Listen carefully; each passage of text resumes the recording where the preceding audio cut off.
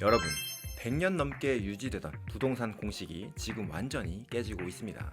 미국 주요 도심의 상징이었던 대형 백화점들이 나간 자리를 지금 누가 채우고 있는지 아시나요? 바로 넷플릭스입니다. 전 세계 온라인 스트리밍 1위 기업 넷플릭스가 넷플릭스 하우스라는 이름으로 오프라인을 점령하기 시작한 건데요.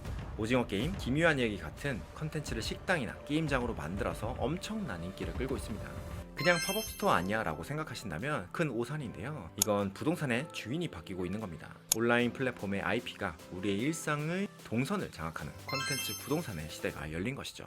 대체 넷플릭스는 왜 직접 땅을 개발하지 않고 망해가는 백화점을 선택했을까요? 안녕하세요. 공간 컨텐츠 이야기 들려드리는 우창균입니다. 보통 테마파크 하면 디즈니랜드처럼 도시 외곽에 거대한 땅을 사고 성을 쌓는 걸 떠올리죠. 하지만 넷플릭스는 다르게 생각을 했습니다. 사람들이 이미 모여있는 도심 한복판, 주차장과 인프라가 완벽한 공시를 쓰면 어떨까? 라고 말이죠. 백화점은 입지가 생명이잖아요. 역세권의 도심 중심에 주차장까지 완벽하죠. 넷플릭스는 이 인프라에 무임승차한 겁니다.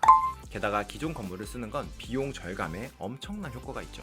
디벨로퍼 입장에서 신축은 인허가부터 준공까지 시간이 너무 오래 걸립니다. 짧아야 2년, 길면 5년도 그냥 가죠. 하지만 백화점 내 입점은 이 시간을 획기적으로 단축시킬 수 있습니다. 컨텐츠의 유행 주기를 타야 하는 넷플릭스 입장에선 이 속도가 곧 돈인 셈이죠. 단순히 노후된 곳을 수리하는 리모델링과는 다른 개념의 접근인데요. 건물의 골조, 하드웨어는 그대로 두되 그 사용 용도를 바꾸는 일종의 리유즈 어댑티브 전략입니다. 기존의 백화점이라는 판매 시설을 엔터테인먼트 시설로 탈바꿈시키는 방법인 것이죠. 이러한 접근은 일반 상업용 부동산 건물이 아닌 쇼핑몰, 백화점이었기 때문에 더 수월했던 것입니다. 사실 전통적인 백화점 모델은 전 세계적으로 위기입니다. 미국 백화점 시장 규모는 무려 40%나 줄었습니다. 메이시스 같은 공룡들도 매장을 닫고 있고요. 한국도 마찬가지죠. 무신사, 마켓컬리, 올리브영. 이제 백화점에 굳이 가야 할 이유가 사라지고 있습니다. 실제로 국내 대형 백화점 3사의 성장률도 이제 1%가 채 되지 않습니다. 과거의 백화점이 물건을 빽빽하게 채워 평당 매출을 올리던 시대였다면 이제는 고객의 체류 시간을 어떻게든 뺏어야 하는 시대입니다. 더현대 서울이 판매 면적을 절반이나 줄이고 꼭대기에 숲을 만든 이유와 일치하는 맥락인 것이죠. 넷플릭스가 택한 필라델피아나 댈러스의 몰은 지역 주민들이 수십 년간 주말마다 들르던 익숙한 공간인데요. 넷플릭스는 이 익숙한 동선에 올라탔습니다. 0부터 사람을 모으는 게 아니라 원래 쇼핑몰에 오던 사람들을 자연스럽게 오징어 게임 속으로 끌어들이는 리포지셔닝 전략을 쓴 것이죠. 그럼 백화점에 넷플릭스 하우스를 만드는 게 과연 더 이득이 되는 걸까요? 만약 3,000평 규모를 새로 지으려면 토지 매입비부터 건축비, 인테리어비까지 수천억 원이 들겠죠. 하지만 백화점 리모델링은 어떨까요? 이미 뼈대가 다 갖춰진 공간이라 인테리어만 하면 됩니다. 신축 대비 비용을 아낄 수 있고 공사 기간도 단축시킬 수 있습니다. 참고로 넷플릭스에 대한 이야기는 아니지만 딜로이트에 따르면 어댑티브 리유즈 이 방식은 신축 대비 건축비를 16% 절감시키고 공사 기간을 18%가량 단축시킨다는 분석도 했었습니다. 고금리 시대에 18%의 시간 단축은 곧 수백억 원의 금융이자를 아끼는 방법이기도 합니다. 이렇게 절감한 시간과 비용을 컨텐츠에 재투자할 수도 있고요. 넷플릭스의 온라인 광고 단가 CPM은 대략 20에서 30달러 정도이거든요. 이는 거꾸로 말하면 넷플릭스가 고객의 시선을 1000번 붙잡기 위해 디지털 세상에 지불해야 하는 기회비용이라는 뜻입니다. 따라서 넷플릭스는 매달 페이스북이나 구글에 수십억 원씩 지불하며 휘발되는 광고비를 태우는 대신에 그 돈을 넷플릭스 하우스라는 물리적 실체에 투자하기 시작했습니다. 온라인 광고는 집행을 멈추는 순간 노출도 사라집니다. 하지만 연간 2천만 명이 방문하는 킹 오브 프러시아 같은 몰의 거점은 다른데요. 공간을 구축하는 데 드는 공사비는 자산으로 남고 10년의 임차기간 내내 영구적인 미디어가 될 수 있으니까요. 넷플릭스 하우스는 그 자체로 강력한 광고판 역할을 수행하면서도 내부에서 발생하는 굿즈, F&B 매출을 통해 투입된 마케팅 비용을 회수할 수 있습니다. 이곳에서 좋은 경험을 한 소비자는 그 후에 넷플릭스 정기 구독자로 돌아설 수도 있겠죠. 즉 넷플릭스 하우스는 온라인 플랫폼이 오프라인 매체를 소유함으로써 마케팅 비용을 자산으로 바꾼 부동산 전략인 것입니다. 실제로 댈러스의 넷플릭스 하우스 계약은 업계에서 올해의 임대 계약상을 받을 정도로 화제였는데요. 백화점의 몰락으로 대형 공시를 온라인 스트리밍 거점으로 바꿨고, 물건을 팔던 백화점의 앵커 역할을 경험을 파는 컨텐츠 기업이 대신하게 만든 리테일 부동산의 패러다임의 변화를 보여주었습니다. 또한 넷플릭스 하우스 오픈을 위해 약 270명 인력이 투입되었고, 운영을 위해 300명 가량 상주 인력이 고용되어서 지역 경제에도 긍정적인 영향을 미쳤죠.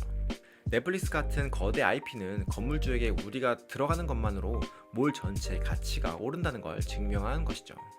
아참, 구독과 좋아요 꼭 부탁드리겠습니다. 이제 부동산은 컨텐츠와 더 적극적으로 융합하고 있는데요. 이 넷플릭스 사례뿐만 아니라 공연, 패션, 문화 등 다양한 분야가 오프라인을 단순 판매가 아닌 경험 그 이상의 기억을 만드는 데 집중을 하고 있습니다. 라스베거스의 새로운 랜드마크인 스피어는 부동산이 어떻게 거대한 미디어가 되는지 보여주는 극단적인 사례인데요. 약 3조 원 가량 투입된 이 건물은 단순히 공연장이 아닙니다. 건물 전체가 거대한 LED 스크린이죠. 외부에 광고를 하기 위해선 하루에만 수억 원을 지불해야 하지만 매번 새로운 컨텐츠가 광고되고 있고, 건물 자체가 컨텐츠가 되어서 전 세계 사람들에게, 심지어 라스베거스를 한 번도 가보지 않은 저 같은 사람에게도 관심을 갖게 만드는 집객 엔진 역할을 하는 거죠. 성수동의 II 컴바인즈의 사옥 젠틀몬스터도 비슷한데요. 한 기업의 사옥을 넘어 랜드마크로 자리매김하고 있습니다. 멀리서 봐도 눈에 띄는 외관은 마치 우주선이 착륙한 것 같죠. 관광객들이 한국으로 오면 꼭 가고 싶은 장소가 되는 건 당연해졌고요. 기업의 사옥이면서도 대중들에게 하나의 브랜드 아이덴티티를 확고하게 자리매김하는 안테나 앵커 역할을 하는 것입니다. 과거 부동산은 단순히 토지 가격 상승으로 인한 가치 상승에 집중을 했다면, 이젠 입지가 부동산의 가치를 정의하는 시대를 넘어서 어떤 컨텐츠가 그 공간을 채우고 활용하느냐가 가치를 결정하는 시대입니다. 그렇다면 넷플릭스 하우스가 한국에 생긴다면 어디에 생길까요?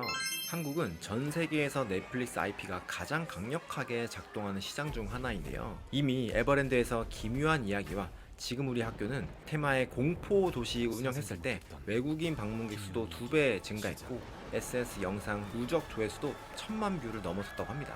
특히 오징어 게임이나 카드연 등 K컬처의 IP가 세계적으로도 인기이기 때문에 국내의 넷플릭스 하우스는 언젠간 만나볼 수 있을 것 같은데요. 그렇다면 어디에 넷플릭스 하우스가 생기면 좋을까요? 미국의 사례를 본다면 대규모 공실이 있을 만한 쇼핑몰, 백화점이 있을 수 있겠네요. 백화점의 경우 유통사의 하위권 점포들을 넷플릭스 하우스로 만든다면 넷플릭스 입장에선 협의에 용이할 수 있고, 백화점 입장에선 부동산 가치를 새롭게 정의할 수도 있겠죠. 하지만 조금 더 도심 접근성을 고려한다면 성수동의 삼표 부지와 같은 대규모 개발 중인 곳이 가능할 수도 있습니다. 그 외로는 에버랜드나 롯데월드, 서울랜드처럼 테마파크가 활용될 수도 있겠네요. 부동산은 이제 단순히 하드웨어가 아니라 소프트웨어, 서비스업으로 진화하고 있는 것입니다. 입지보다 더 파급력이 있는 게 바로 컨텐츠 파워입니다. 여러분의 생각은 어떠신가요? 한국판 넷플릭스 하우스, 과연 어디에 생기면 가장 좋을까요? 댓글로 자유롭게 의견 남겨주세요.